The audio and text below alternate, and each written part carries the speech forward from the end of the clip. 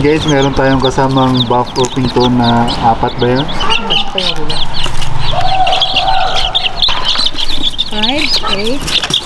Ayan guys, to, bayad na tayo kay Ma'am Melin. Oh, 3,000. Oh, yan ha. So, sabi nga, wala sa gender yung pagiging breeder, paghilig sa pag-aalaga ng manok. Yan mga pamangkin, ngayong araw kukuha tayo ng bibili tayo ng sisiw ng batch number 3 natin kasi may batch number 1 ako, yung Rhode Island Red, batch number 2 yung BPR. Mga tagko-konti lang naman yon sa mga inaalaga ko. So I'm a new backyard farmer. So this time bibili tayo ng batch number 3. Mix ito, iba't ibang klaseng breed to, kaya panoorin nyo hanggang dulo ko naman mga breed to. Yung kukuhanan ko ng sisiw guys, yung kinuhanan ko before, trusted breeder na to. Siguro pa nyo sa previous vlog ko si Ma'am. Later on makikita nyo sa video yung pinagkakita nyo pag-breed ng mga heritage chicken. So tara pamangkin, let's go to San Isidro, Isabela. Bili tayo ng bagong batch ng sisiw.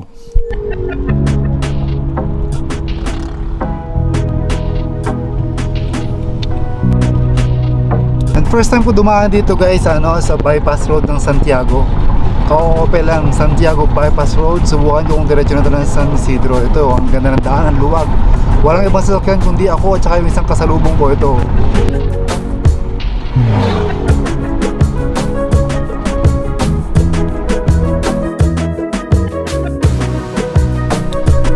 So mga pamangkin, mukhang sarado pa sa dulo. Dito na ako sa dead end, hindi ko alam kung paano lumabas. Pero may pumasok na motor. Open na ba ito? Hindi pa? Opo, open po lang siya. Saka hanggang sa highway na to, hanggang sa kabila? Opo, sa may palabas po ng Batal. Thank you. Bukan natin dumaan dito. Ayan o.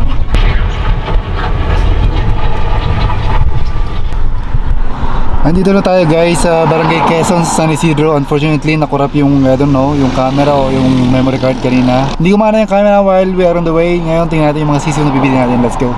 Yung mga pamangkin, dito yung bahay ng breeder na binibili natin ng sisiw. Ito, dito yung bahay nila sa loob. Ay, si Ma'am Maylin. Ang breeder na suki kong binibila ng mga sisiw. 3 weeks na yun, ma'am. Malaki na yun. Wala na lang. Bali 5, 8. And guys, mix yan ng BPR at saka ng Rhode Island Red. And kukuha rin tayo ng buff Orpington. Subukan natin magpalaki. Ang galaga ng bio. Ito yung medyo malaki na guys, which is almost 3 weeks old. Meron na rin siyang Lasota na virus na vaccinated. Pero ito, B1 vaccinated na rin tong 1 week old. Ma'am Maylin, harap sa kanan ko muna. Si Ma'am Maylin yun yung breeder dito sa San Isidro. Yun yung binibilang ko palagi ng sisiw. Kung nakita niyo sa old videos ko. Papalaki din siya, kaya lang minsan pagka binibigay ko. So mostly sisiw yung maraming bumibili sa'yo, sisiw. Oo, sir. So yun, mostly breeder siya. Maraming sisiw. Sir, damihan mo yung, bakbakan mo yung farm mo kasi next year, kung tayo ng massive production. Maganda yung mga materials, no? Oo, sir, imported. Ayan. So meron daw siyang imported na bagong materials na breeders. So mas maganda yung mga sisiw next production. By ano na yan, by 2024 na yon. So, but for now, yung mga dating lahi niya ng Rhode Island Red, which is nakita nyo naman yung alaga akong Rhode Island Red, medyo maganda naman ang lahi at saka masigla, malalaki siya. So kuha ulit tayo ng sisiw sa kanya. So kumuha si Ma'am Mary ng 50 plus na breeders para sa new generations. Yan, maraming suki yan si Ma'am Nagpuan na nag-aalaga ng heritage chicken dito sa buong Isabela. Kaya kung gusto nyo, kung bumili ng quality na sisiw, vaccinated na siya, dito kayo bumili kay Ma'am Maylin. By the way, kukuha rin tayo ng buff Orpington, which is bago yun sa pag-aalaga ko. Hindi ko sure kung mabubuhay natin, pero subukan natin.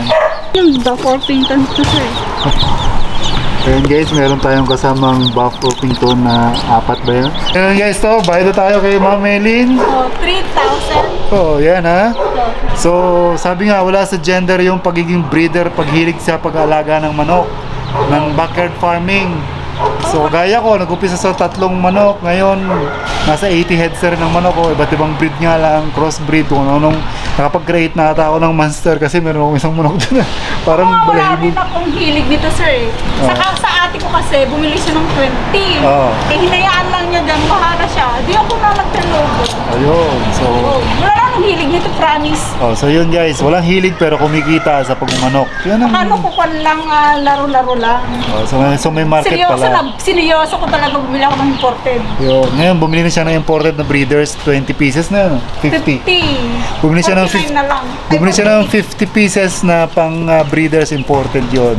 So para sa next year na yun, 2024, magaganda na yung kanyang mga Tinanggal ko na lahi. yung pansa, yung dito lang. Pinanggalan yung mga local breed niya. Imported na tayo. Kaya mag-upgrade na rin tayo next year. Sa kanya rin tayo kukuha ng sisi ulit. Oo, sure So, na lang, sir.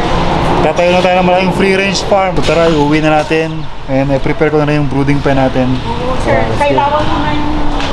So ibababa natin guys dito sa sa brooding pen natin. Unahin natin yung 1 week old na may kasamang Buff Orpington. Naka-ready na yung ating brooding house. Yan.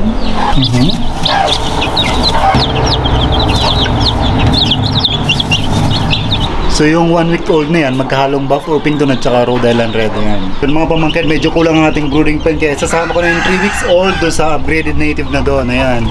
Yan yung brooding pen ng upgraded native. Sasama ko itong 3 weeks old na pure na Rhode Island Red.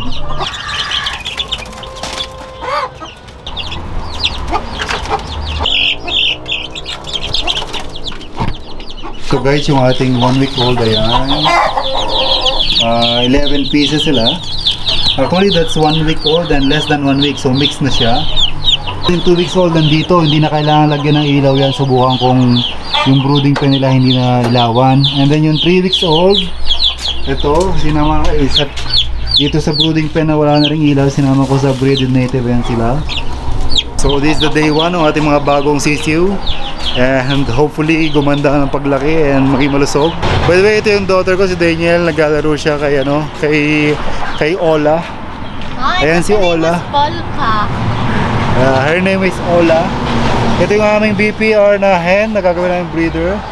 5.5 months to, ayun. 5.5 months na napakabait, ayan. Yan. Yan ang aming Barred Plymouth Rock.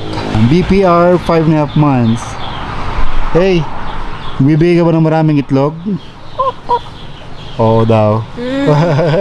Uy, magbibigay ka ba ng maraming sisiw? Oo daw.